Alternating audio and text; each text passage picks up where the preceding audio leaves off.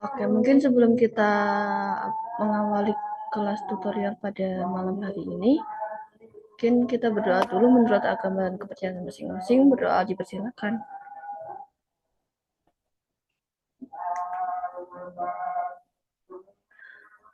Oke, berdoa dapat dicukupkan.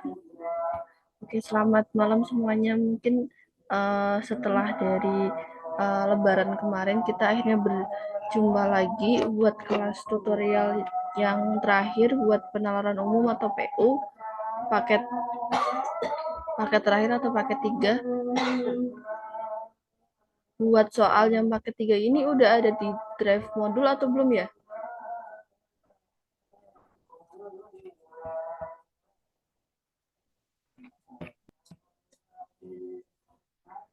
Oke. Oke, nggak apa-apa. Mungkin berarti kalau memang belum ada, berarti nanti kita bahas dulu ya bareng-bareng.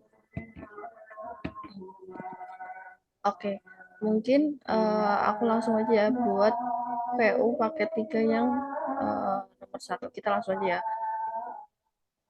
Nah, dari yang pertama itu ada soal tentang pernyataan yang memperkuat. Mungkin aku kasih waktu dulu nih buat baca dari yang nomor 1 ini. Nanti yang bisa kita kayak kemarin aja diskusi, jadi yang bisa jawab dijawab dulu aja mau di chat Zoom atau misal mau langsung on mic juga nggak apa-apa. Nanti kita bahas bareng-bareng.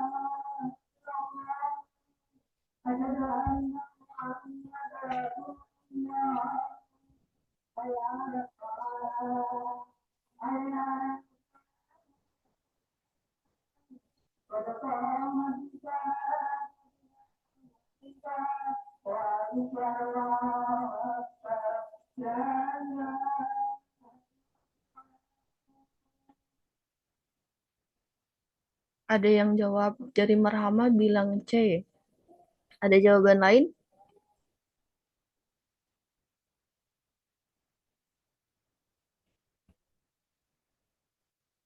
B, ada yang B, ada yang C, ada yang E juga. Oke, jadi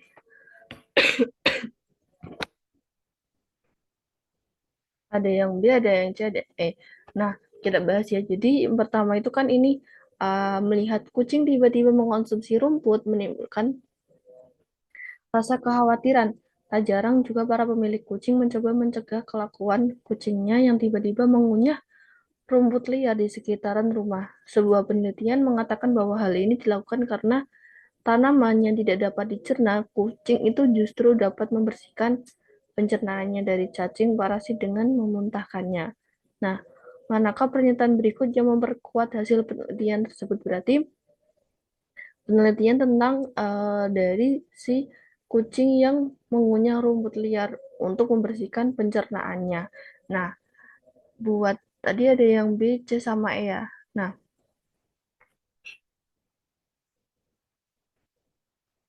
kita cek di pembahasannya. Jadi, apa namanya, kita bedah satu-satu ya buat tiap opsinya. Nah, yang pertama kan rumput menjadi makanan sehat bagi kucing karena mudah dicerna. Itu kurang tepat atau tidak tepat ya, karena di sini kan, nih, karena di sini kan sebenarnya kan rumput itu kan digunakan untuk membersihkan pencernaan karena rumput itu sulit dicerna, berarti kan tidak sesuai. Kemudian yang B, nah jawaban B ini termasuk yang tepat karena kucing yang muntah setelah makan rumput memiliki usia yang lebih panjang. Maksudnya dari yang pernyataan yang B ini kan uh, kucing kan setelah memakan rumput atau mengunyah rumput liar kan dia secara tidak langsung berarti dia bisa membersihkan pencernaannya dari cacing parasit. Nah, kalau semisal pencernaannya baik, otomatis kan usia si kucing atau umur si kucing itu bahkan bisa lebih panjang lagi karena pencernaannya sehat kayak gitu. Jadi bisa dikatakan yang B ini memperkuat hasil penelitian itu gitu. Kemudian coba kita beda yang pilihan yang C. Kucing yang memakan rumput memiliki cacing parasit dalam organ pencernaannya. Nah, ini juga tidak tepat ya karena memang si rumputnya ini tuh pencernaannya kucing gitu ini. manfaat rumput bagi kebersihan pencernaan kucing. Itu juga tidak tepat. Nah, jawaban D dan E juga tidak tepat. Karena yang jawaban D ini kan di sini kan dijelaskan kalau pemilik kucing rajin membersihkan rumput untuk membersihkan cacing parasit pada kucing. Malah enggak apa namanya enggak memperkuat kan, jadinya lebih apa namanya jauh dari pembahasannya sebenarnya gitu. Sedangkan di sini yang dibahas kan mengunyah rumput itu atau fungsi dari rumput itu untuk membersihkan pencernaan kucing. Nah, kemudian yang E, milik kucing mencegah kucingnya untuk memakan rumput karena rumput tidak dapat dicerna kucing. Nah, ini malah jawaban yang E juga tidak tepat karena apa? Di sini kan kita untuk memperkuat hasil penelitian. Sedangkan di sini kan malahan mengatakan pemilik kucing mencegah kucingnya untuk memakan rumput, padahal dengan kucing mengunyah atau memakan rumput kan justru walaupun memang susah dicerna, itu kan bisa untuk membersihkan pencernaan dari si kucing dari yang parasit. Paling tepat dari A, B, C, D, E itu adalah yang B, yang ini. Karena balik lagi yang tadi aku bahas itu mengenai dari si kucing yang memuntahkan rumput karena setelah sudah dicerna. Nah, berarti otomatis kan pencernaannya lebih ini ya, lebih bagus. Makanya otomatis kan dia lebih sehat. Usianya juga akan lebih panjang gitu. Jadi jawaban yang benar tuh yang B. Gitu. Sampai sini ada yang mau ditanyakan dulu? Atau masih ada yang bingung? Aman Kak. Oke, Maya, Febri, siapa nih? Sheryl. Aman ya? Oke, kita lanjut ya. Buat yang nomor kedua.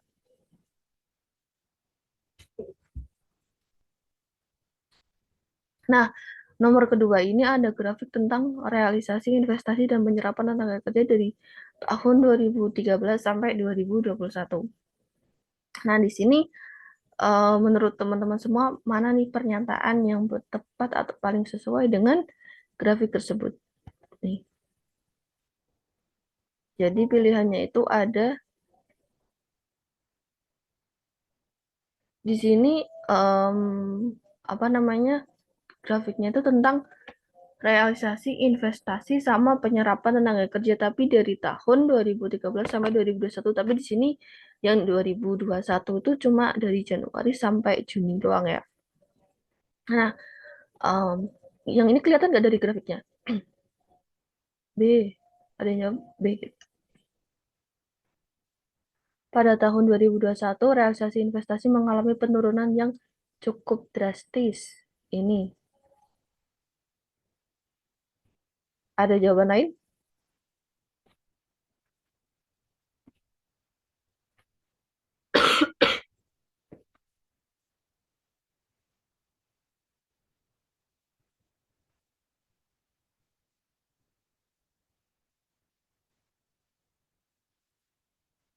Jawabannya pada B ya. Oke, mungkin kita bahas aja ya langsung. Nah, di sini tuh kan mungkin nanti bisa kalau di sini aku nggak tahu ya di layar kalian tuh ini kelihatan jelas atau enggak. Tapi kita bahas satu-satu atau kita apa namanya? Oh jelas, oke. Kasih. Nah, apa namanya kita bahas satu-satu buat tiap opsinya. Nah, yang A itu pada tahun 2020 persentase peningkatan penyerapan tenaga kerja lebih rendah daripada persentase peningkatan realisasi investasi. Nah, yang A ini termasuk itu ada perhitungannya. Nah, kita menghitung apa dulu perhitungannya itu kita mencari persentase peningkatan penyerapan tenaga kerja sama persentase peningkatan realisasi investasi. Nah, di sini kan penyerapan tenaga kerja itu di simbolnya itu dia pakai ini nih, yang apa namanya yang lingkaran-lingkaran ini. Jadi bulatan-bulatan ini. Sedangkan yang apa namanya investasi triliun rupiah kan dia disimbolkan pakai yang diagram batang ini ya. Nah, berarti kan untuk menghitung penyerapan tenaga kerja tahun 2020 berarti kita memerlukan 2020 sama tahun sebelumnya atau 2019. Makanya di sini 1,16 dikurangi 1,03 di per 1,03. Nah, 2021 sama 2020 sama 2019. Nah, di sini tuh kalau aku agak kurang jelas ya. Ini tuh kan 1,16. Ini 1,03 berarti kan jadi 1,16 dikurangin 1,03 dibagi 1,03 dikali 100%. Begitu juga dengan realisasi investasinya. Jadi ini dikurangin sama yang 809,6 dibagi 809,6 dikali 100%. Jadi sama-sama seperti itu. Jadi kalau misal kita hitung jadinya kayak gini. Hanya ini kan jadinya 1,16 dikurangi 1,03 dibagi 1,03. Jangan lupa dikalikan 100% buat kita cari presentasinya. Nah, setelah diperhitungkan aproksimasinya atau pendekatannya itu senilai ini 12,62%. Nah, buat presentasi peningkatan realisasinya yang udah aku jelasin di awal, dia pakai yang tahun 2020 sama 2019. Nah, dikali 100% juga. Nah, aproksimasi atau pendekatannya itu didapat ini 2,06%. Nah, di sini malah kebalikan dari pernyataan yang pilihan A. Karena di sini kan persentase peningkatan penyerapan tenaga kerja itu tuh lebih tinggi. Ini kan 12% sama 2%. Berarti kan penyerapan tenaga kerjanya tuh lebih besar daripada peningkatan realisasi investasi. Sedangkan yang di pilihan ke A itu kan menyatakan kalau tenaga kerja itu lebih rendah. Berarti kan ada yang jawab B dan yang jawab C tadi. Nah, yang jawab B itu juga tidak tepat karena walaupun mungkin teman-teman gue cek ini ya apa namanya karena dari grafiknya itu tiba-tiba dia langsung menurun gitu. Padahal tadi yang aku make sense dari awal itu dia cuma di Januari sampai Juni. Berarti kan ini belum keseluruhan 1 tahun. Jadi masih cuma Januari, Februari, Maret, April, Mei, Juni. Cuma 6 bulan atau setengah tahun.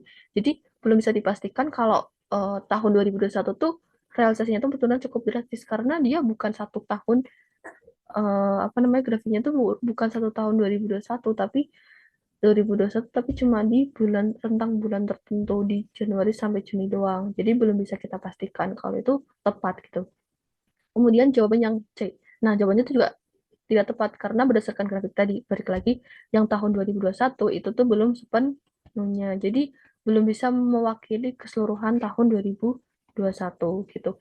Yang C ini kan tadi ini ya penurunan tenaga kerja penurunan penyerapan tenaga kerja tinggi terjadi pada tahun 2021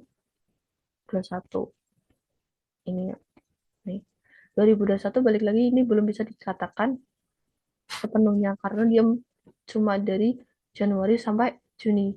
Kemudian kita lihat yang pilihan D.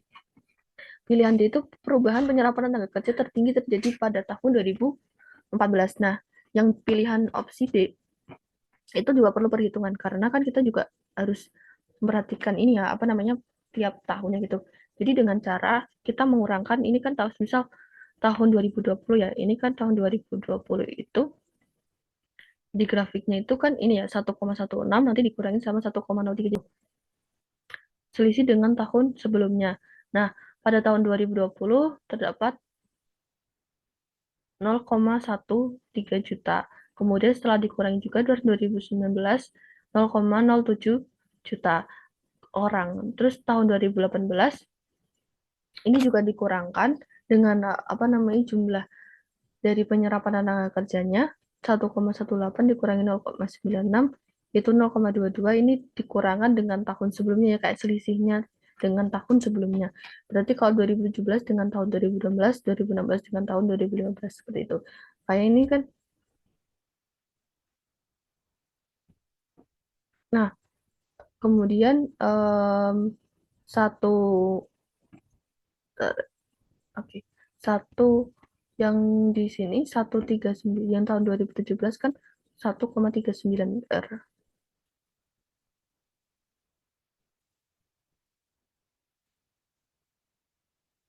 Oke, benar.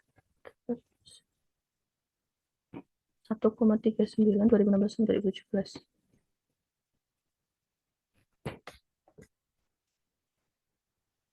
Nah, benar ya.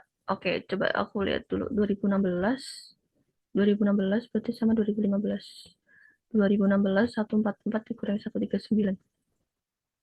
Benar ya 144 dikurangi 139. Jadi kalau semisal di tahunnya, jadi kayak selisihnya. Jadi kalau semisal teman-teman semisal menghitung ini tapi yang mengurangi atau yang di bagian yang dikurangi itu lebih kecil, berarti ya kayak dimutlakin gitu. Tapi kalau semisal selisih kan kita bisa langsung pakai dengan yang terbesar kurangin yang kecil gitu, yang besar kurangin yang kecil gitu. Kayak ini kan didapat kayak ini kan, 2017 gini, 2016, 2015 sama 2014. Nah, dari semua ini, dari semua tahun ini kan kita bisa lihat kalau tahun 2014 itu mengalami penyerapan tenaga kerja itu tertinggi dengan 0,4 juta orang. Berarti kan berdasarkan dari opsi yang D, di mana yang D kan mengatakan kalau perubahan penyerapan tenaga kerja tertinggi terjadi pada tahun 2014. Berarti yang benar adalah yang D. Nah, kalau yang E, di sini kan realisasi investasi akan selalu meningkat setiap tahunnya. Padahal ini fluktuasi ya sebenarnya. Walaupun sebenarnya kan kalau di sini kan dia terus meningkat ya, terus terus meningkat sebenarnya.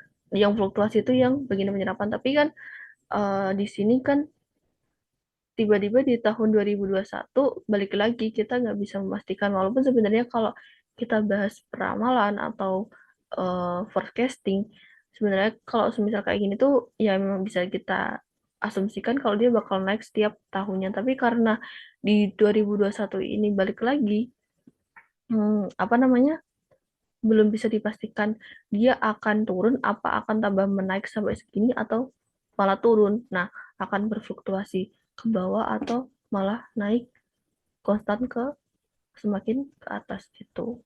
Jadi belum bisa dipastikan. Jadi jawaban yang paling benar adalah yang D gitu.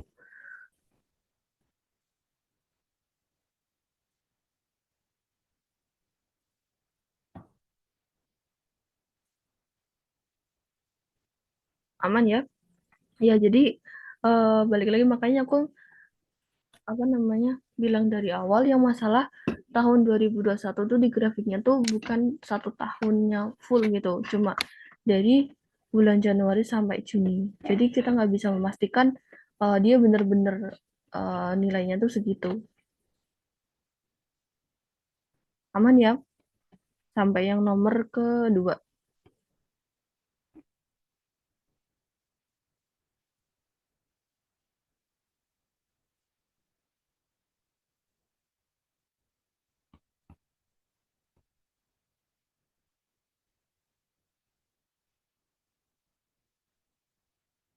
yang B gimana Kak? Yang B.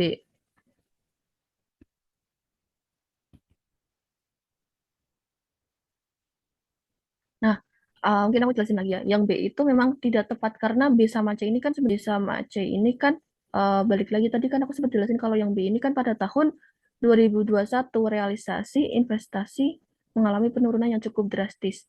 Itu sama aja kayak yang sih yang jawaban C. Jadi kan di sini balik lagi aku mention lagi. Jadi di 2021 ini tuh cuma Januari sampai Juni. Jadi nggak bisa kita simpulkan kalau semisal apa namanya realisasi investasi ini kan emang kalau sebenarnya kita lihat secara grafik langsung menurun ke sini. Tapi balik lagi ini cuma dari Januari sampai Juni. Jadi kita nggak bisa pastikan itu benar-benar menurun. Bisa jadi eh, ini malah naik ke sini sampai sini. Dia akan naik konstan semakin ke atas gitu. Jadi jawaban B sama C ini tuh belum kita bisa katakan kalau dia di tahun 2021 mengalami penurunan yang cukup drastis. Gitu. Kalau misal pernyataannya diganti dari tahun apa sebelum-sebelumnya sampai tahun 2021 sampai Januari sampai Juni ada keterangan kayak gitu mengalami penurunan yang cukup drastis, mungkin masih bisa dibetulkan. Tapi karena di sini secara umum 2021 secara keseluruhan berarti ya dari Januari sampai Desember 2021 kayak gitu. Oke, aman ya Zahra Nur Fadida. Kita lanjut ke nomor 3 ya.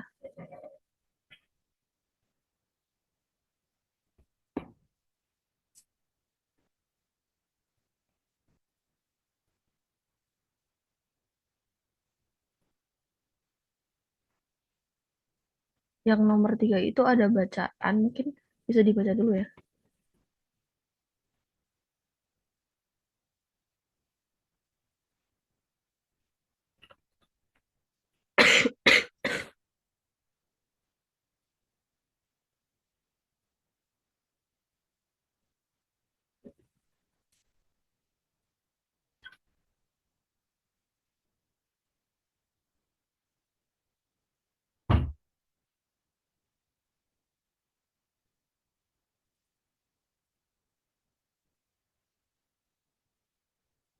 Yang udah tahu jawabannya atau udah baca terus kepikiran jawabannya apa, langsung aja. Aku jawab A, K, B, C, D, E gitu. Kesimpulan yang tepat.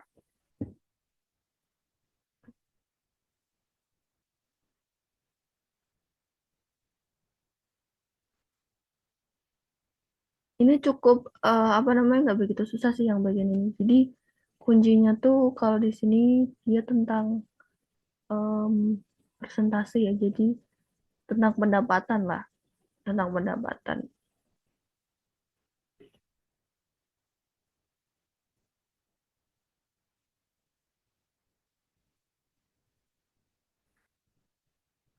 Ada yang udah tahu jawabannya?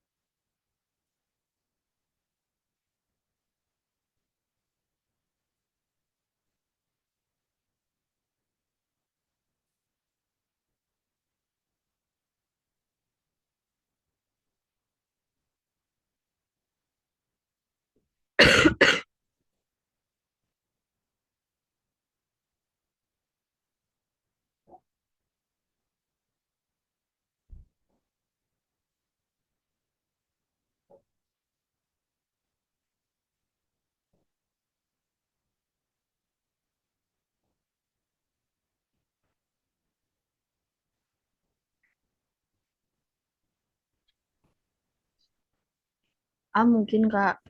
A, bentar ya.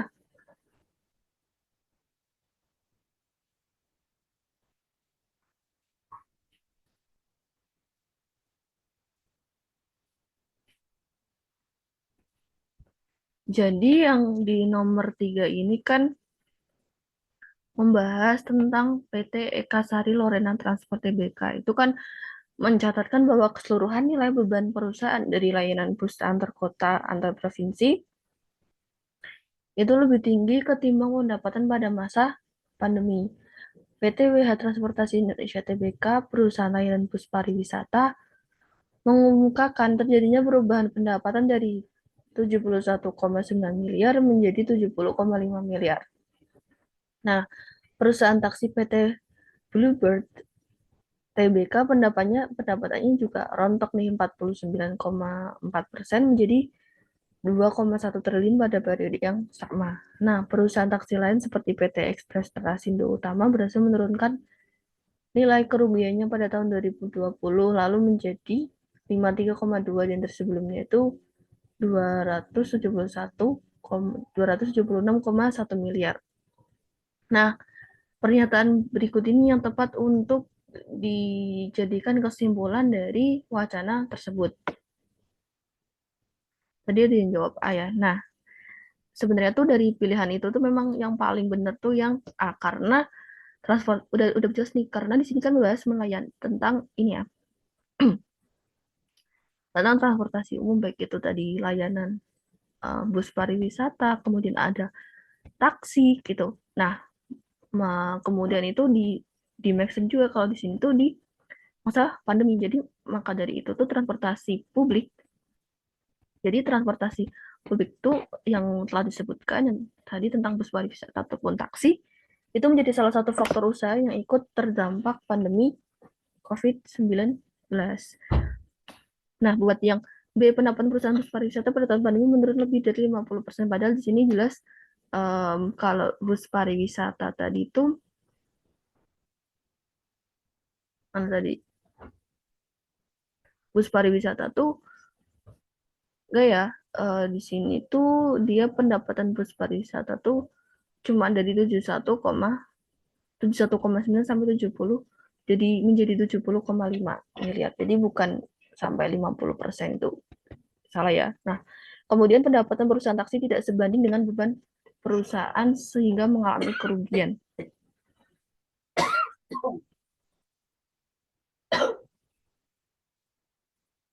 Padahal di sini kan apa namanya nggak dimaksud juga sih kalau misal perusahaan taksi itu tidak sebanding pendapatannya dengan beban perusahaan sehingga mengalami kerugian. Padahal di sini apa namanya? Di sini disebutkan cuma kalau semisal PT taksi yang di sini PT Bulbert terus pendapatannya tuh rontok menjadi 2,1 triliun. Terus tapi uh, di taksi lain malah berhasil menurunkan nilai kerugian pada tahun 2020 gitu. Sebenarnya nggak apa namanya tidak menjadikan kesimpulannya yang pilihan yang C ini. Kemudian selama masa pembatasan sosial berskala besar atau PSBB semua jenis transportasi darat mengalami kerugian. Ini kan semua jenis udah bisa dipastikan nggak menjadi kesimpulan karena di sini disebutkan cuma dari bus pariwisata sama taksi ya.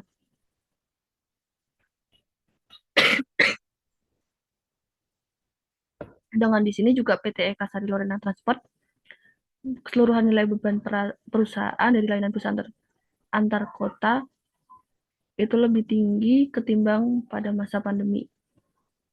Bus antar kota, terus ada bus pariwisata sama taksi. Jadi ini belum bisa dikatakan sebagai kesimpulannya. Maaf ini coret-coret. Nah, oke. Okay.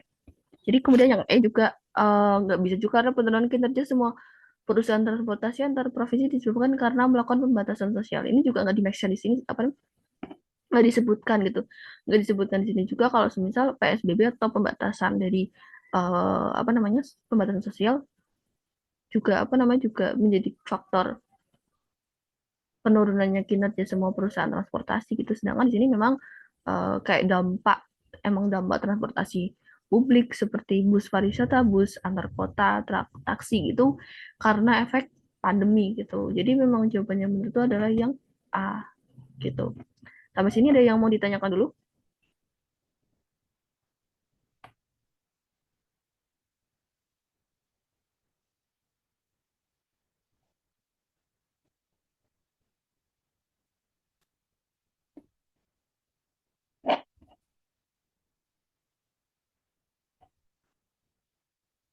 Oke, aman ya.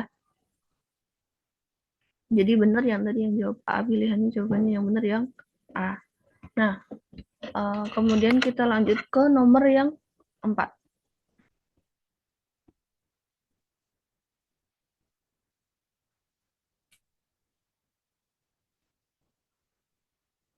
Mungkin kalau yang mau baca dulu nih, agak kecil. Nomor 4 itu tentang ekspor non-migas masih mendominasi total ekspor Indonesia, yakni mencapai berapa ini 22,84 miliar US dollar pada November 2021. Komoditas unggulan dalam ekspor non-migas salah satunya adalah batu bara. Indonesia merupakan produsen batu bara terbesar ketiga di dunia setelah Cina dan India. Produksi batu bara bisa mencapai lebih dari 500 juta ton per tahun. Sementara itu, permintaan domestik masih rendah sehingga sebagian besar batu bara atau sekitar 70% batu bara nasional dikirim ke luar negeri. Jadi ekspornya lebih tinggi.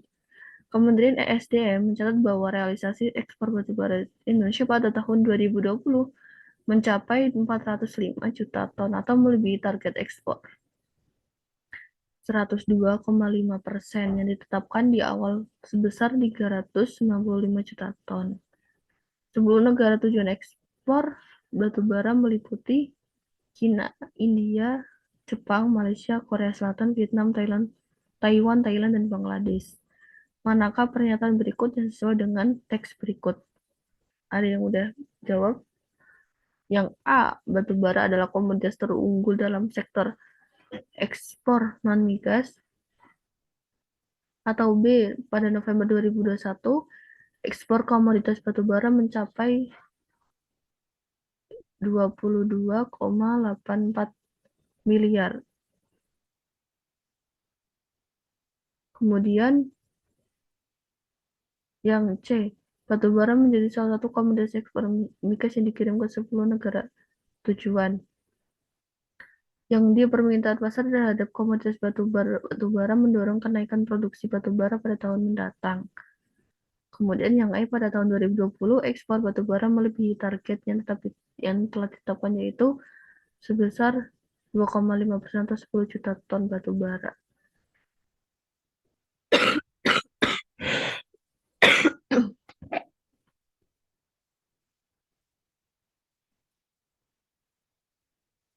tadi bentar.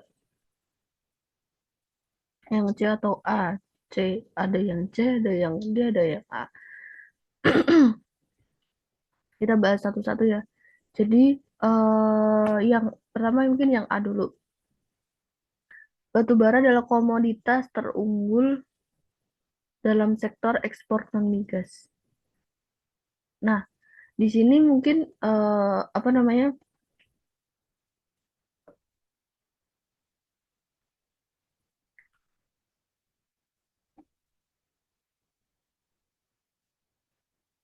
Kalau semisal kita bahas mengenai batu bara, di sini sebutkan cuma kalau batu bara itu adalah salah satu ekspor non migas ya.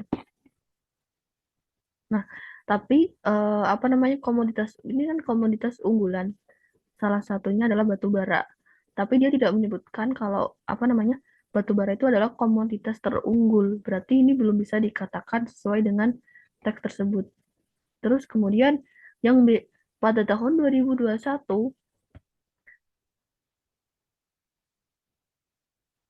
pada tahun 2021 ekspor komoditas batu bara mencapai 22,84 miliar US dollar.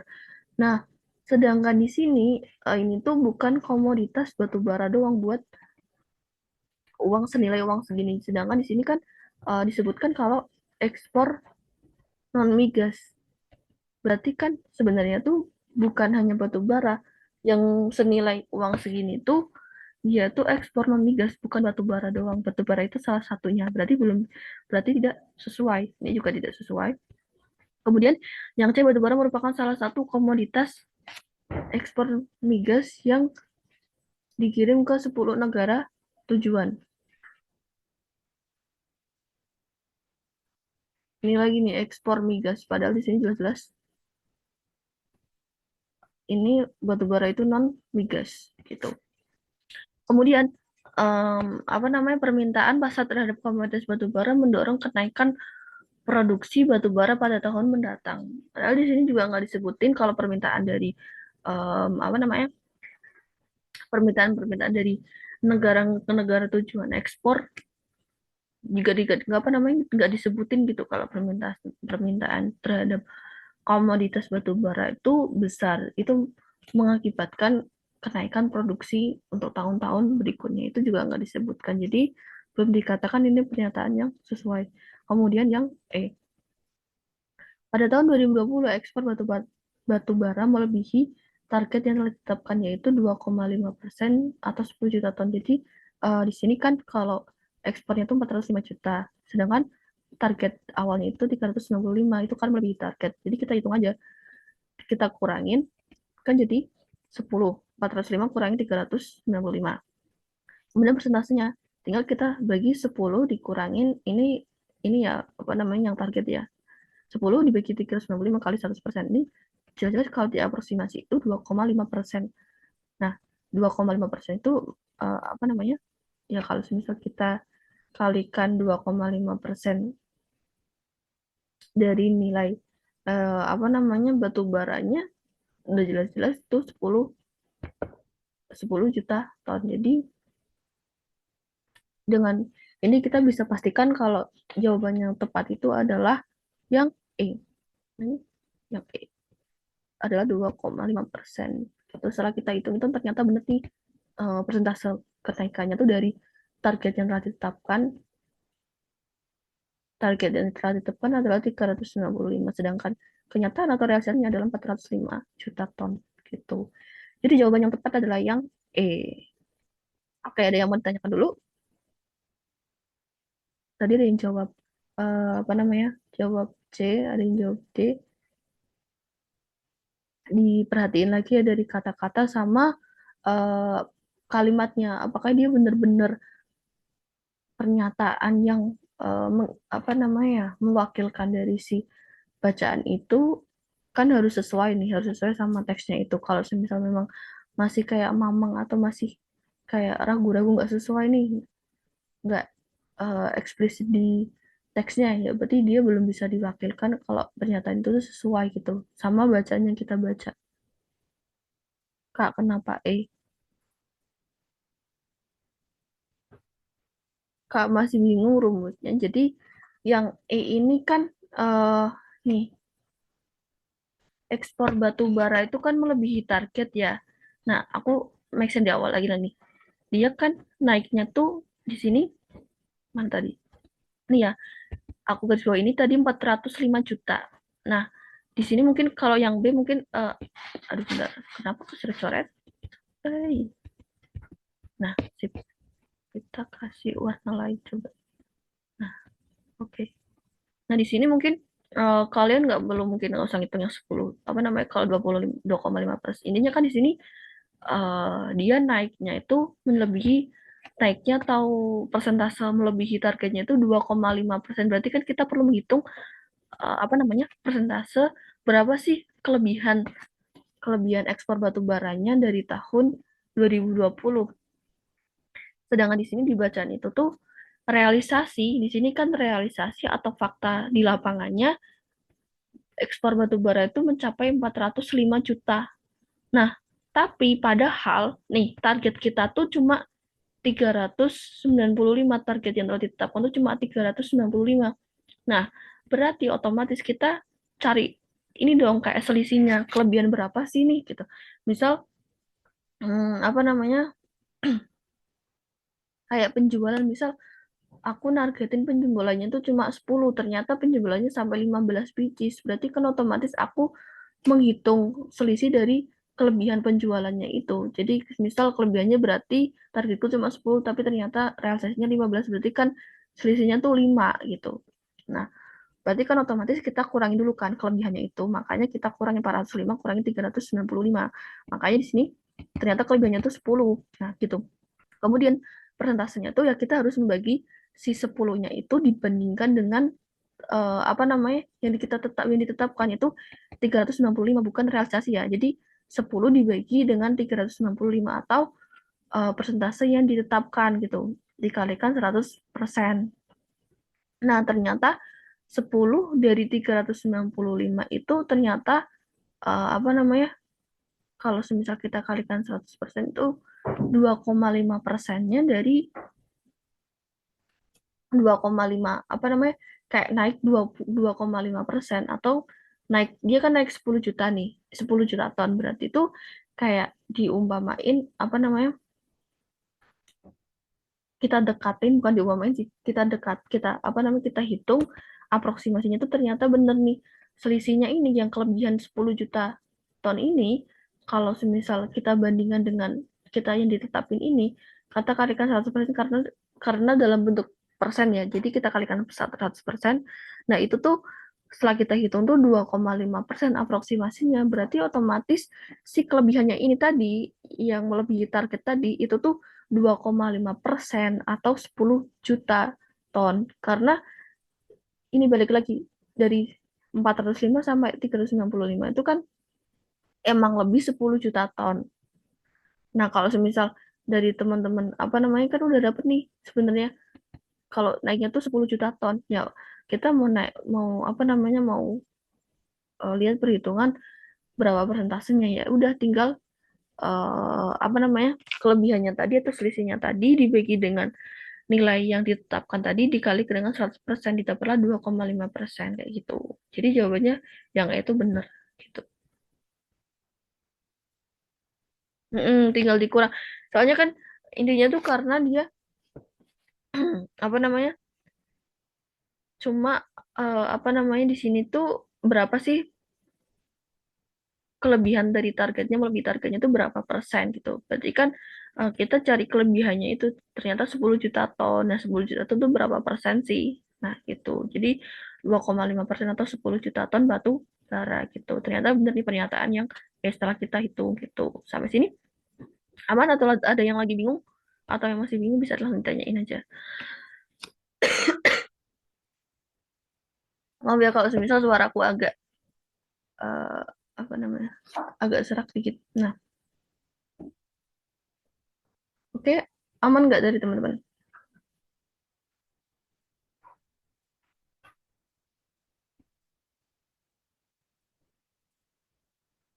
Dari Marhama aman. Kalau aman berarti kita lanjut lagi ke nomor berikutnya.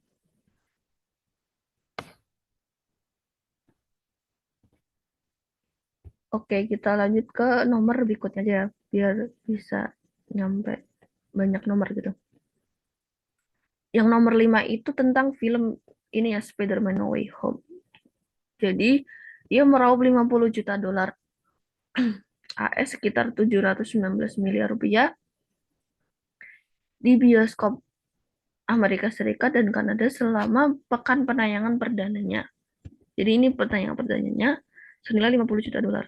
Nah, hasil penjualan ini memecahkan rekor selama era pandemi. Analisis box office memperkirakan total penerimaan domestik No Way Home hingga akhir pekan mencapai 240 juta dolar. Ini sama saja menempatkan film ini di posisi 5 besar film debut sepanjang masa. Film Spider-Man No Way Home ini menekankan bahwa dilema Parker setelah difitnah dan identitasnya dibongkar oleh Mysterio yang diperankan oleh Jake Gyllenhaal. Bacanya gimana dah ini? Nah, itu.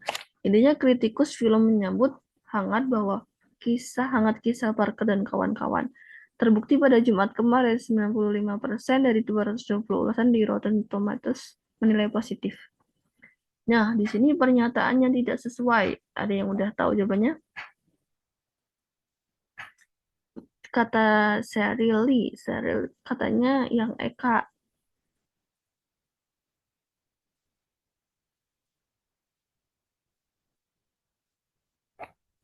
Ada lagi yang kata Morama yang yang lain ada.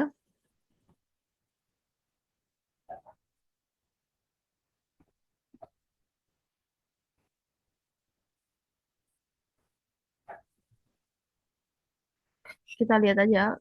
Jadi buat nomor yang 5, yang nomor kelima, jawabannya benar adalah yang A.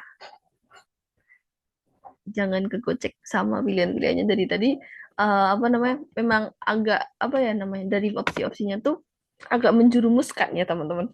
Kalau dilihat-lihat tuh, kalau misal kita kurang teliti sama bacaannya.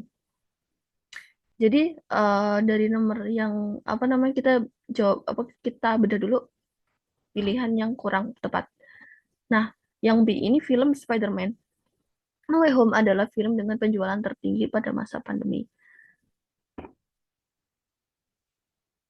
Kak, tadi jawab A cuma ragu kak, nggak apa-apa. Kalau apa namanya kadang apa namanya kadang kita pas ragu-ragu tuh malah itu jawaban yang bener. Jadi coba aja dulu tadi apa namanya kita ulas terus apa namanya dari bacaan-bacaannya gitu. Cari jawaban yang paling tepat di antara jawaban yang tepat.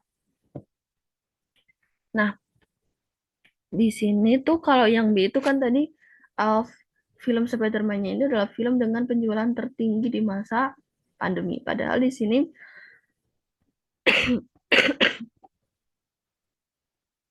cuma dikatakan kalau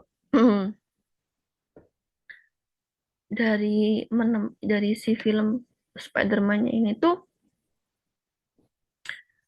menempatkan film ini di posisi 5 besar film debut sepanjang masa.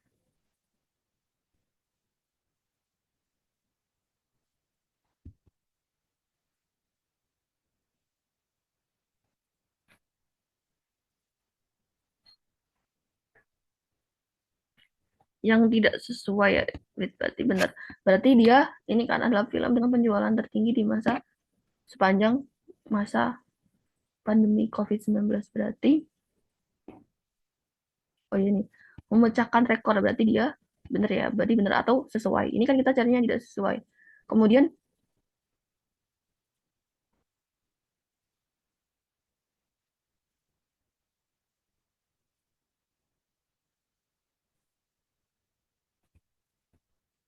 ini berarti harusnya ini enggak sih? Bentar,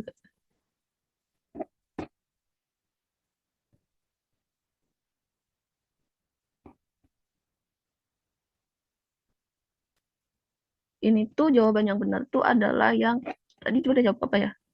Yang sama yang yang benar tuh yang C guys. Tadi yang itu tuh yang di sini tuh berarti apa namanya? karena tuh agak rancu di sini tuh. Apa namanya? Yang ini kan tidak sesuai, berarti kan kita cari yang salah ya. Sedangkan apa namanya? Yang kita jawab dulu dari yang ini ya kan yang benar tuh yang C ya. Yang C berarti itu yang nggak sesuai gitu. Nah, yang A ini kan mendapatkan 11 ulasan negatif di Rotten Tomatoes. Nah, yang A itu benar atau sesuai? Benar atau sesuai karena kan kalau dari informasi ini kan 95% dari 220 itu kan berarti apa namanya? 5%-nya itu kan 5%-nya kan berarti negatif dong karena kan 95% yang positif. Berarti 5% dari 220 itu adalah 11 ulasan. Berarti 11 ulasan negatif. Itu berarti ini benar atau sesuai. Kemudian kita cari yang salah dulu ya. Nih, yang di Spider-Man Way Home itu menceritakan tentang masalah yang dialami Spider-Man setelah difitnah atau dibongkar identitasnya itu sesuai sama ini ya. Sesuai sama di teksnya. Difitnah dan identitasnya itu dibongkar. Berarti dia benar atau sesuai.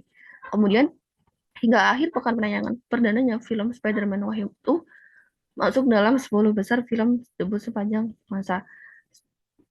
Telah disebutkan juga kalau semisal di teks ini dia menempatkan posisi 5 besar, berarti kan otomatis sudah jelas dia 10 besar gitu. Kalau semisal dia apa udah masuk 5 besar udah pasti dia masuk 10 besar. Berarti dia udah sesuai, ini sesuai, ini sesuai, ini sesuai. Nah, kemudian yang C atau jawaban yang tepat berarti pernyataan yang tidak sesuai. Di sini kan mencapai pendapatan perdananya itu mencapai 3,6 triliun hingga akhir pekan. Sedangkan di sini kan cuma disebutkan kalau semisal pendapatannya itu di akhir pekan tuh mencapai 240 juta dolar. Jadi kita ubah ke bentuk rupiah. Jadi kita tinggal membaginya 240 dibagi dengan yang di awal tadi. Tadi kan 50 juta dolar itu sama aja sekitar 719 miliar rupiah. Jadi tinggal kita kalikan. Ini jadinya 4,8 dikali 719 miliar rupiah. Kemudian kan kalau ini dikalikan jadi 300. Iya benar ya. Iya benar. 345,2 miliar rupiah. Kemudian kalau kita ubah ke triliun rupiah itu jadinya 3,4512 atau aproksimasinya itu 3,45 triliun rupiah gitu.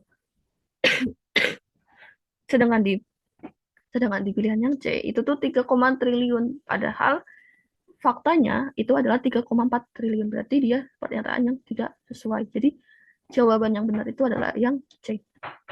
Tadi cuma kalau sampai sini dikira pilihan A yang benar. Jawaban yang paling tepat adalah yang C yang tidak sesuai dengan bacaan. Sampai sini ada yang mau ditanyakan dulu dari teman-teman semua?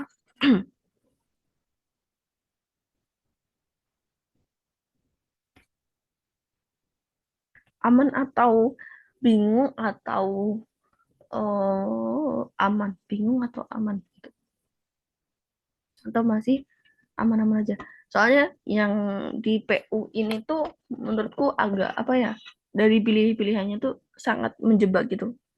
Kalau semisal kita nggak hati-hati buat cari jawaban yang paling tepat gitu. Aman ya? Kita lanjut. Oke? Okay? Aman, aman. Oke. Okay.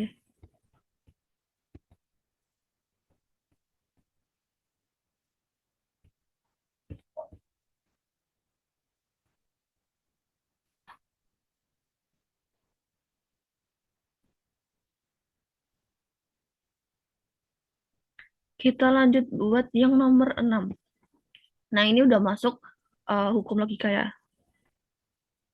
Nah, oke. Okay. Ini apa namanya di yang solusinya ini masih jadi dicoba dulu aja buat yang nomor 6 dari pernyataan yang tertera itu ya. Jadi Dinda tidak memiliki tidak mengikuti kursus mengemudi atau Dinda dapat mengendarai mobil. Jika Dinda dapat mengendarai mobil, maka Dinda bisa jalan-jalan ke Yogyakarta. Nah, simpulan yang tepat tuh mana nih?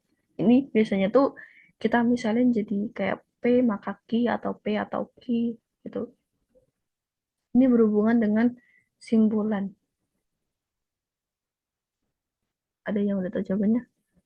B atau A atau B? Ada yang tahu jawaban yang lain?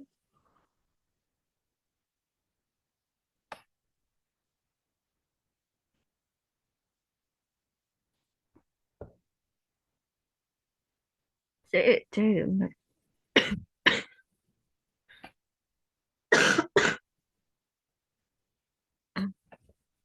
Banyak yang jawab C nih, bentar.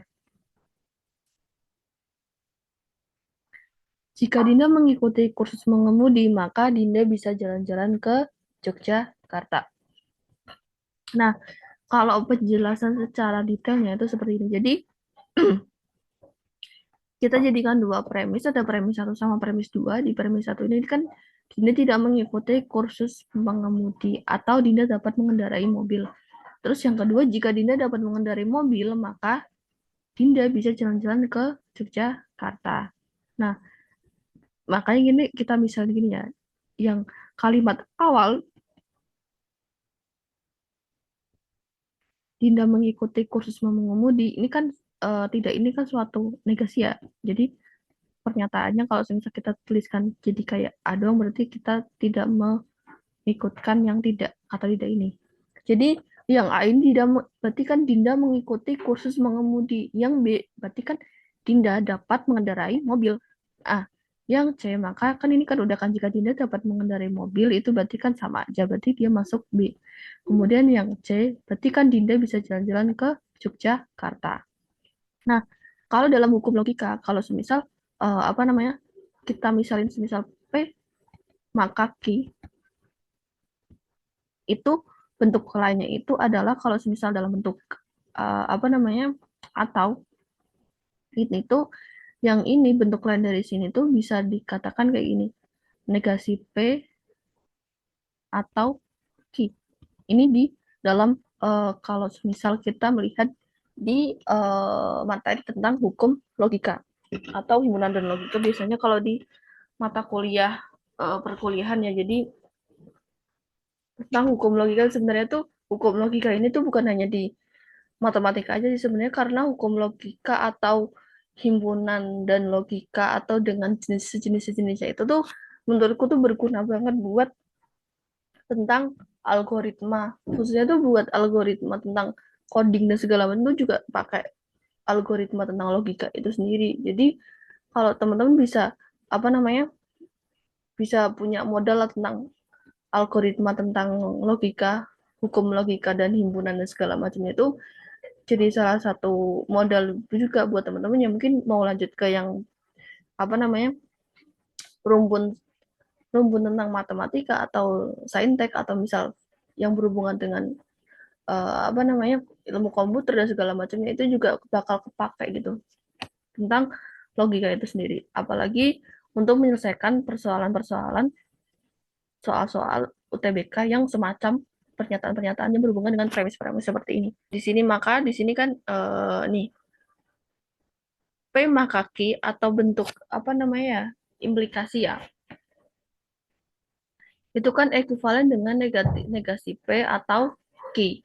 Berarti otomatis kalau premis satunya itu kan bisa aku tulis kan apa namanya kan dia Dinda tidak mengikuti kursus mengemudi atau Dinda dapat mengendarai mobil. Berarti kan negasi A atau B. Berarti kan otomatis bisa aku tuliskan juga kalau ini tuh ekuivalen dengan A maka B atau A arah panah ke kanan itu B. A maka B. Terus kemudian jika Dinda dapat mengendarai mobil, maka Dinda bisa jalan-jalan ke Yogyakarta. Berarti kan B maka C. Maka di sini dituliskan kayak gini, B maka C. Nah, ini berdasarkan apa namanya penarikan kesimpulan silogisme. Ini kan sebenarnya tuh kita tinggal coret ya, kayak B-nya tuh kita tinggal coret. Jadinya tuh kesimpulannya tuh A maka C. Nah, A itu apa? A itu kan Dinda mengikuti kursus mengemudi. Maka Dinda bisa jalan-jalan ke Yogyakarta. Jadi jawaban yang tepat tuh yang C. Jika Dinda mengikuti kursus mengemudi, maka Dinda bisa jalan-jalan ke Yogyakarta gitu. Itu penjelasan kayak mau pengen cara cepatnya ya udah kan ini kan sebenarnya tidak mengikuti kursus mengemudi atau Dinda dapat mengendarai mobil itu suatu pernyataan ekuivalensi dengan pernyataan implikasi gitu. Jadi ya itu tuh sama aja kayak kita mengatakan Dinda mengikuti kurs jika Dinda mengikuti kurs mengemudi, maka Dinda dapat mengendarai mobil gitu kan, sama aja. Berarti kan kemudian kalau pernyataan berikut jika Dinda dapat mengendarai mobil, maka Dinda bisa jalan-jalan ke Yogyakarta. Ini dua pernyataan yang sama, kita bisa kayak hitungannya tuh secara singkatnya tuh kita bisa coret. Berarti kan tinggal jika Dinda mengikuti kurs mengemudi, maka Dinda bisa jalan-jalan ke Yogyakarta. Ya udah, berarti jawabannya yang C. Secara simpel ya. Kalau misal berpikir cepatnya kayak gitu. Gitu. Jawabannya yang C. Kalau misal dalam ilmu matematika atau berhubungan sama hukum logika ya, secara detailnya, secara hukum logikanya kita menggunakan silogisme seperti ini.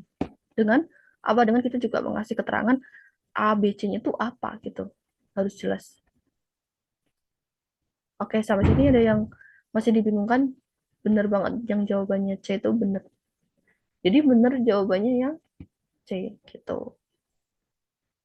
Sampai sini ada yang mau ditanyakan dulu sebelum kita lanjut ke nomor 7. Soalnya ini nomor 7 juga tentang logika ya. Aman teman-teman? Enggak. Oke, aman ya. Nah, buat yang nomor 7 ini kan ada perbandingan nilai matematika. Nah, diketahui nih, nilai Ahmad itu lebih tinggi dari nilai Bima.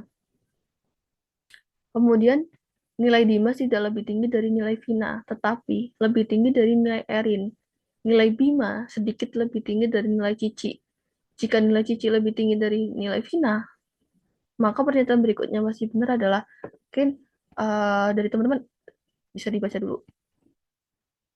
Kira-kira jawabannya apa nih?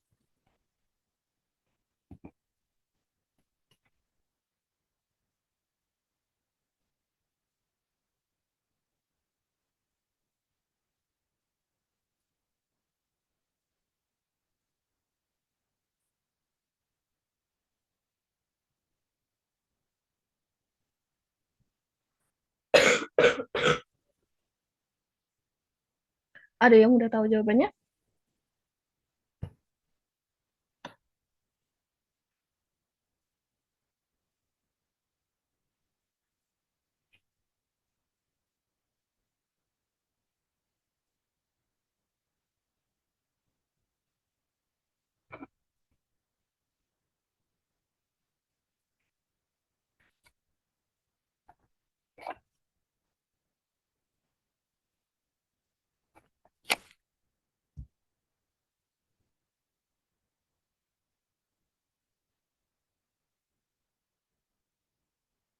Yang ya. Tadi siapa ini? Kali ini sakit. Aman, aman, aman. Cuma batuk-batuk dikit. Oke, yang oke kita bahas ya.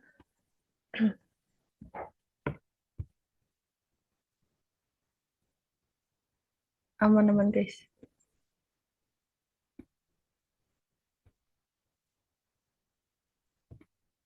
Nah, buat yang ini kan biasanya tuh kalau dari aku sendiri tuh biasanya tuh aku tulis nama-namanya tuh atau enggak jadi ditulis dulu nama-nama kayak kalau Bima lebih di sini kan Ahmad lebih tinggi dari Bima, berarti aku tulis dulu namanya Ahmad di atas terus Bimanya di bawahnya gitu. Begitu pula nanti kalau udah diketahui yang lainnya juga kita tinggal tulis aja gitu nama-nama berikutnya gitu. Nah, di sini kan dirangkum dalam ini ya, pernyataannya tuh ini semua ya. Nah, eh, kalau kita urutin nih dari yang tertinggi sama terendah, ini bisa kalian terserah sih mau urutinnya tuh kayak kayak menjalar seperti ini atau misal dari atas ke bawah itu sama aja sih. Nah, di sini kan nilai Ahmad itu tuh lebih tinggi dari Bima. Kita harus dulu Ahmadnya di depan Bima. Berarti kan Ahmad lebih tinggi daripada Bima. Kemudian nilai Bima sedikit lebih tinggi daripada nilai Cici. Berarti kan Cicinya tuh Bima di depannya Cici itu. Kemudian balik lagi, nilai Cici itu tuh lebih tinggi daripada Vina. Berarti Vina tuh setelahnya Cici. Tulis dulu nih, berarti setelah Cici Vina nih. Oke, lanjut nih. Kemudian nilai Dimas tidak lebih tinggi dari Vina. Berarti Dimas itu setelah Vina. Makanya setelah Vina kita tulis Dimas nih. Nah, kemudian nilai Dimas lebih tinggi daripada nilai Erin. Nah, berarti di si Erinnya itu ditulis setelah Dimas. Udah dapat nih nilai urutan yang tertinggi sampai yang terendah itu dari Ahmad, Bima, Cici, Vina, Dimas, Erin. Nah, dari sini kan kita bisa tahu tuh kayak urutan pertama siapa, kedua siapa, sampai yang terakhir. Berarti bener banget jawabannya yang di sini bener Dimas memiliki nilai yang lebih rendah daripada nilai Bima. Nih ya, Dimas itu lebih rendah daripada Bima. Kecoret. Nah, benar. Jawabannya yang C. Benar banget. Jawabannya yang E kok yang C. Yang ini ya. Yang ini. Aman ya. Yang buat nomor berapa ini? Nomor 7. Gampang lah.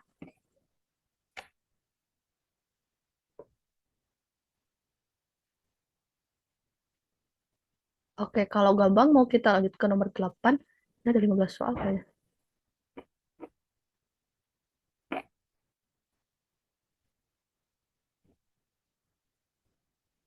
Lanjut Kak. Oke, sip. Jadi nomor 8 ini kita bakal bahas tentang nih. Ada seorang petani ingin memelihara ayam, kucing, anjing, koloni lebah, kambing, dan beruang. Wow, kalau di real dunia realnya kayaknya nggak ada nih kayak ayam, kucing, anjing, lebah, kambing, beruang jadi satu. Terus apa namanya? Tapi dia membagi 3 area A, B, C sebagai tempat tinggal hewan-hewan. Nah, tempat tinggalnya itu punya ketentuan. Kalau lebahnya itu tidak bisa berbagi tempat dengan hewan lainnya, berarti dia sendiri ya. Kemudian anjing dan kucing bisa berada di area yang sama, bisa juga tidak, tetapi harus berada beda area dengan beruang. Nah, kambing ini harus tinggal bersama ayam. Oh alah. Terus beruang harus beda area dengan ayam. Nah, hewan yang berada sendirian di suatu area adalah kalau ini ada pilihan si lebah, langsung lebah nih udah. Tapi di sini nggak ada lebah ya. Yang D, beruang. Ada yang lain? Kata Ismi D, kata Marhamah D. Ini siapa nih? Sumatera Selatan ceria. D.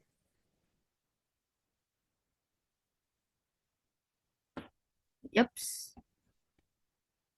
Kita langsung ke pembahasan bener banget jawabannya tuh yang D. Karena kan di sini kan yang sebenarnya secara eksplisitnya tuh eh, hewan yang sendiri itu kan koloni lebahnya itu kan. Nah, kalau misal nih koloni lebahnya tuh kita tempatin di area A, berarti kan hewan-hewan selain lebahnya itu kita bisa tempatkan kalau nggak di B ya si C gitu.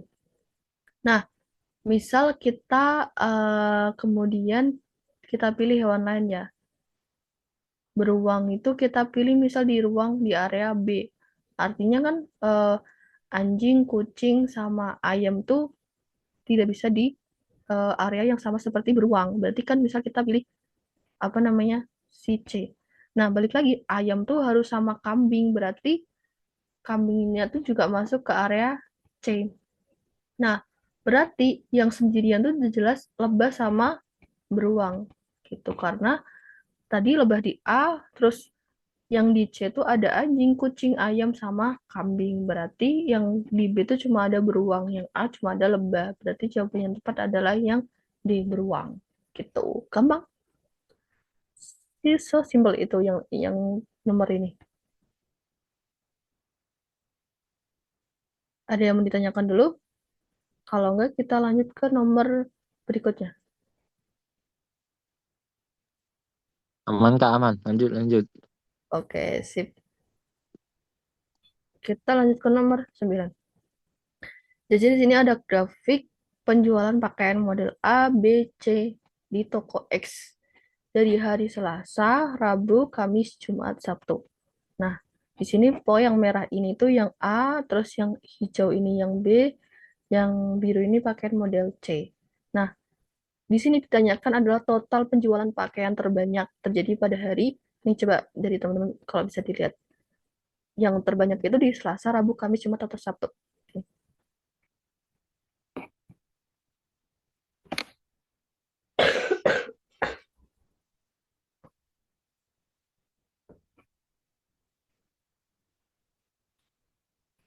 Ada yang hitung? Atau ada yang nebak, Kak, kayaknya dari grafik itu menurutku hari Selasa deh, atau misal kayaknya menurutku hari Sabtu deh gitu.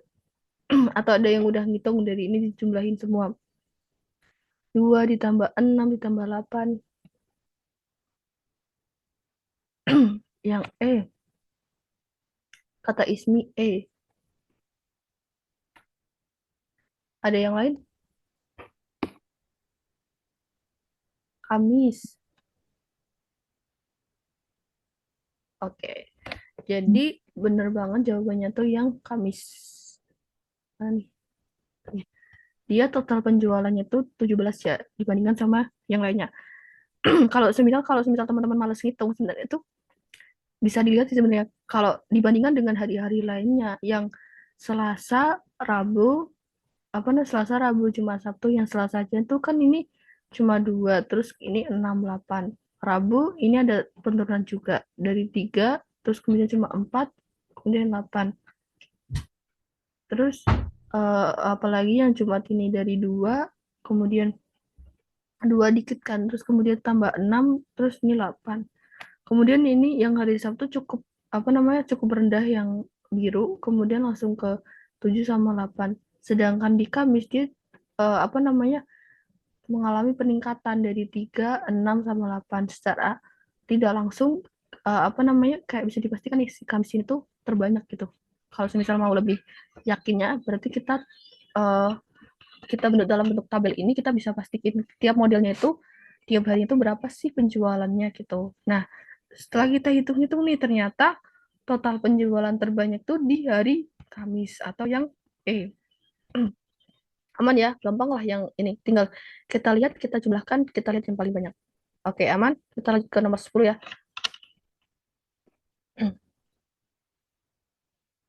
Yang nomor 10 ini tentang lah, udah kelihatan solusinya. Jadi nomor 10 ini tuh dalam perjalanan menuju sekolah 5 sekawan ada Slamet, Joni, Anto, Rika, dan Rahma. Selalu berangkat bersama. Kayaknya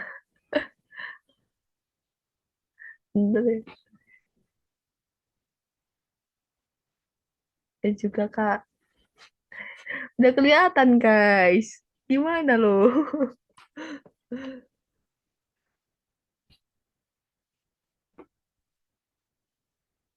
Belum Kak, yakin banget. Oke oke oke. Gitu sendiri sih, gitu sendiri bagus banget.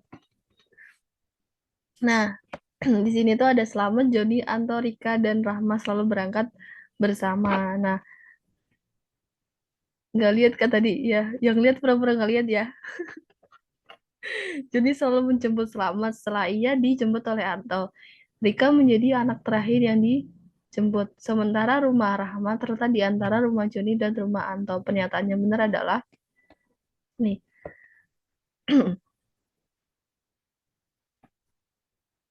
Kan dari penjelasan itu kan si Joni itu kan menjemput Slamet. Sebelumnya tuh dijemput Anto. Nah, sementara kan berarti kan kita punya urutan tuh. Anto, Joni, Slamet.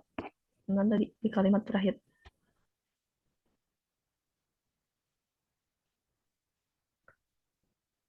Anto, Joni, sama Slamet ya.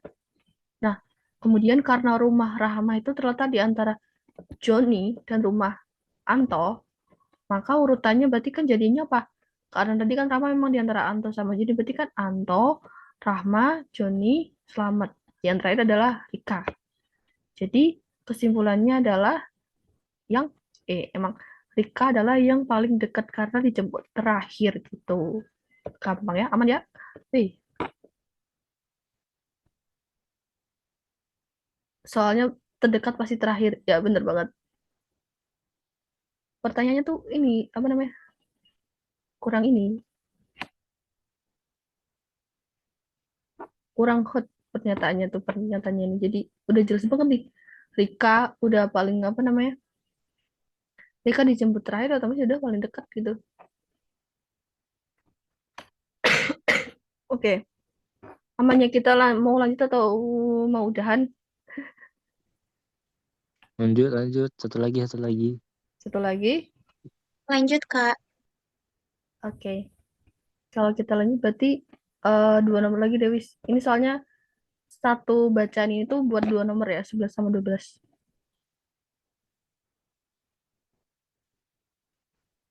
Jadi di sini tuh tentang penyakit virus Ebola. Ini, oh ya, Ebola. Yups. Kalau di sini, kalau di bacaan Ebola tuh jadi sebuah bacaan teks. Kalau kalau di matematika dianalisis. Kenapa dianalisis ini ya? Apa namanya? Bentuk model matematikanya gitu. Nah, di sini kan penyakit virus Ebola atau EVD adalah penyakit pada manusia yang disebabkan oleh virus Ebola. Nah, gejala virus Ebola biasanya dimulai dengan influenza yang tiba-tiba di mana penderita merasa lemas, demam, lemah, terus tidak suka makan, nyeri otot, nyeri sendi, sakit kepala, sakit tenggorokan. Dah, demam tubuhnya tuh lebih tinggi sampai 38,3 derajat Celcius. Sering diikuti muntah-muntah, mencret-mencret atau diare, sakit perut bagian atas dan bawah. Kemudian nafas menjadi pendek, dada sakit, sama pembekakan atau edema. Nah, kesadaran berkurang. Kemudian sekitar separuh kasus penderita mengalami makulopapular ras atau kulit yang ini pada kulit. Ini penderitanya mengalami makulopapular ras pada kulit yang terjadi 5 sampai 7 hari setelah gejala pertama terjadi. Nah, pada beberapa kasus pendarahan dalam dan luar dapat saja terjadi 5 sampai 7 hari. Ini di mentionnya kalau misal pendarahannya tuh 5 sampai 7 hari. Setelah gejala pertama terjadi, semua penderita yang terinfeksi menderita kesulitan pembekuan darah. Pendarahan dari selaput mulut, hidung, dan tenggorokan serta dari bekas lubang suntikan terjadi pada 40-50% kasus. Hal ini menyebabkan muntah darah, batuk darah, dan berak darah. Pendarahan pada ini kayak mungkin pendarahan pada kasus Ebola yang menyebabkan petechiae, purpurae, sama ini ekimosis atau hematomas, terutama kulit sekitar tempat injeksi. Mata menjadi merah karena pendarahan dapat juga terjadi. Pendarahan berat jarang terjadi dan jika terjadi biasanya terlokalisasi di saluran pencernaan gitu. Nah, cukup banyak bacaannya. Jadi kita langsung ke soalnya saja. Nah, di sini berdasarkan paragraf kedua, manakah pernyataan di bawah ini yang benar? Udah baca ya sini tentang pendarahan, terus kesulitan pembekuan darah ya. Nah, kita dan yang salah. Nih, pernyataan A, pendarahan di sekitar mulut, hidung, tenggorokan akan menyebabkan demam dan flu berat. Padahal di sini kalau dia tuh sampai yang muntah darah sama batuk darah gitu. Ini kan udah jelas. Kata Faisal yang benar. Oke. Nah, berarti kan ini salah kan, tidak sesuai, coret. Kemudian pendarahan dapat terjadi setelah 14 hari setelah gejala pertama, padahal udah dituliskan kalau itu tuh 5 sampai 7 hari, ini berarti salah. Kemudian bekas suntikan dapat menyebabkan penyakit Ebola, ini juga salah. Kemudian yang D, pendarahan berat akan terlokasi di saluran pernafasan padahal di saluran pencernaan. Kemudian ini mengalami kesulitan pembekuan darah, berarti ini yang benar. Berarti yang sesimpel itu, secepat itu. Easy, benar banget, easy kan. Kita lanjut ke nomor 12. Berdasarkan teks berikut, pernyataan di bawah ini yang paling mungkin. Yang paragraf ke-3 sama 4 ya. Jadi di sini upaya untuk mengurangi penyebaran penyakit dari.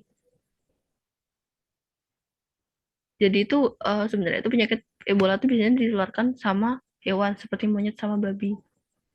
Nah, pasti otomatis yang dapat dilakukan adalah memeriksa hewan tersebut, terus membunuh dan membuang hewan yang terpapar virus Ebola, kemudian memakan daging yang benar ya, kemudian mengenakan pakaian pelindung, terus mengolah dagingnya itu dengan benar, terus menggunakan pakaian pelindung, mencuci tangan, terus kemudian ketika berada di sekitar orang yang menderita penyakit Ebola merupakan pencegahan penyebaran, jadi dijaga-jaga. Terus kita sampel cairan dan jaringan tubuh dari penderita penyakit harus ditangani dengan hati-hati biar apa? Biar tidak menyebar gitu.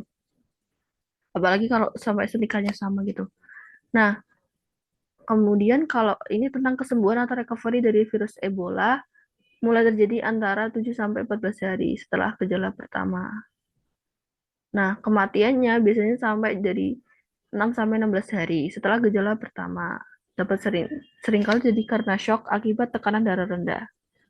Pada umumnya pendarahan seringkali menunjukkan hal buruk seperti kehilangan darah dan kehilangan darah menyebabkan kematian. Seringkali penderita mengalami koma sebelum kematiannya. Penderita yang selamat seringkali mengalami sakit otot dan sendi secara terus-menerus. Soalnya emang penyakit Ebola tuh memang kan yang diserang tuh juga luar sendian sama otot ya. Terus di sini juga pembekalan hati, berkurangnya pendengaran, dan mengalami hal-hal berikut yang ini merasa capek kayaknya, bukan capek. Ini capek deh. Capek terus lemas berkelanjutan, berkurangnya nafsu makan, kesulitan mencapai berat semula. Kemudian di sini balik lagi antibodinya terbentuk mana tadi? Berkurang nafsu makan sama kesulitan mencapai berat badan sebelum sakit. Nah, antibodi terbentuk untuk sekurangnya 10 tahun, tetapi belum jelas apakah penderita yang selamat akan kebal terhadap infeksi berulang. Jadi kan kalau seperti ini berarti kan kayak terkena virus kan berarti otomatis antibodinya tuh kan juga kena gitu. Ya biasanya tuh lebih rentan gitu buat tertular lagi. Teks itu tuh yang paling mungkin tuh apa nih? Nah, semua penderita penyakit Ebola akan mengalami kesulitan pembekuan darah. Itu tidak bisa kita katakan seperti itu karena pembekuan darah itu kan sebenarnya itu memang salah satu apa namanya? Salah satu penyebabnya ya. Bukan semua penderita tuh bakal mengalami kesulitan pembekuan darah, sedangkan yang diserang sama Ebola tuh kan banyak kan dari seginya tuh. Pembekuan darah kan berhubungan sama fibrinogen ya. Nah, terus kemudian yang B, semua penderita Ebola kan mengalami koma sebelum kematiannya. Padahal kan tadi kita udah baca kalau itu tuh cuma beberapa kasus, bukan semua penderita Ebola. Berarti ini juga salah ya. Nah, virus Ebola menular melalui kontak dengan udara tercemar gas karbon dioksida. Padahal apa namanya? Yang di sini kan padahal jelas banget kalau misal virus Ebola itu terinfeksi dari hewan ternak, babi. Tapi siapa yang itu peliharaannya babi sama monyet? Nah, kemudian yang berarti kan ini enggak ya.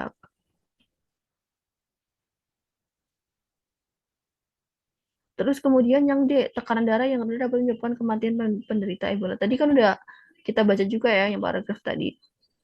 Itu berarti benar ya. Kemudian yang semua penderita Ebola akan mengalami makulopular rash pada kulitnya. Misal itu bukan semua. Bukan semua. Jadi cuma apa namanya? Cuma sekitar separuh kasus. Jadi jawabannya benar yang mana? Jawabannya tuh yang D. Tekanan darah yang rendah dapat menyebabkan kematian pada penderita Ebola. Kayak gitu. Sampai sini ada yang mau ditanyakan dulu?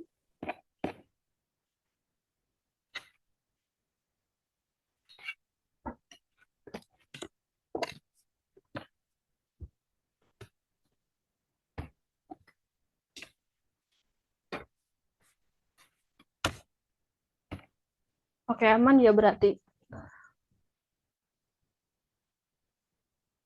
Aman, Kak. Oke, paham, Kak. Oke, karena udah jam 20.39 tadi ini aku melebihi waktunya karena tadi kan kita juga mulainya lebih apa namanya? Lebih 10 menit ya. Jadi buat 3 soal terakhir di 13 sampai 15 nanti bisa dibaca lagi. Ini udah ada pembahasannya. Ini berhubungan sama yang hukum-hukum logika tadi. Diinget-inget aja yang kalau semua berarti semua, kalau sebagian itu kayak beberapa. Bedakan untuk setiap atau terdapat. Untuk setiap berarti atau ada. Oke. Oke, mungkin aku stop share dulu.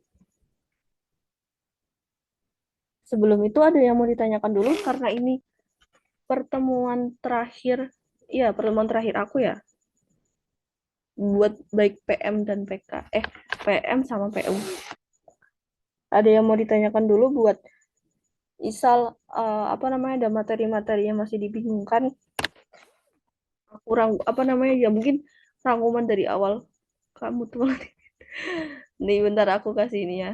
Kayaknya ada beberapa yang udah tahu IG ku deh. IG ku tuh Kak izin logout. Izin logout Zoom atau gimana, izin apa namanya? Izin keluar Zoom.